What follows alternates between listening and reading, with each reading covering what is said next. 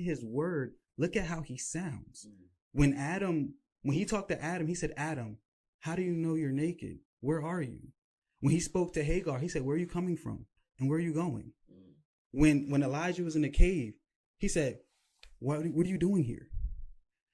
Like, the way he talks in a way that makes us look back at our decisions, look at our circumstances, and reevaluate what we're doing. He sounds like a father.